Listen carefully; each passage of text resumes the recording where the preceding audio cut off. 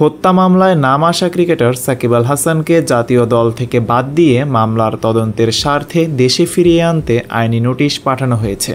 নোটিশটি পাঠিয়েছেন সুপ্রিম কোর্টের আইনজীবী ব্যারিস্টার সজীব মাহমুদ আলম। তিনি আইনজীবী মোহাম্মদ রফিনুর রহমানের পক্ষ থেকে বাংলাদেশ ক্রিকেট বোর্ড বিসিবি বরাবর নোটিশটি পাঠান। কিন্তু বিসিবি কার্যালয়ে বোর্ড সভাপতি ফারুক আহমেদ সহ কয়েকজন পরিচালক বৈঠকে বসলেও সাকিব আল হাসানের ব্যাপারে কোনো চূড়ান্ত সিদ্ধান্ত পাওয়া যায়নি।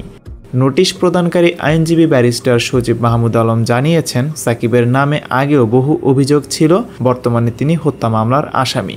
তিনি আরও দাবি করেন, আইসিসি ও বিসিবির দুর্নীতি বিরোধী কোডে বলা আছে, যখন পুলিশ কোনো অভিযোগ গ্রহণ করবে বা যখন কোনো ফৌজদারি অভিযোগ আসবে তখন সে বিষয়টি সংশ্লিষ্ট বোর্ড বিবেচনা করে তাকে সাময়িকভাবে অপসারণ করতে পারে।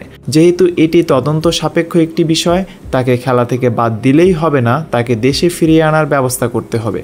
তদন্তের প্রয়োজনে তার কাছে প্রশ্ন রয়েছে। গত 5ই আগস্ট মোহাম্মদপুর আদাবরের রিং রোডে পোশাক কারখানার কর্মী মোহাম্মদ রুবেল হত্যার ঘটনায় তার বাবা রফিকুল ইসলামের করা মামলায় সাকিবকে আসামি করা হয়। কোটা সংস্কার আন্দোলন ও পরে সরকার পতনের দাবিতে সংঘর্ষ চলাকালে 5ই আগস্ট পোশাক কারখানার কর্মী রুবেল গুলিবিদ্ধ হন।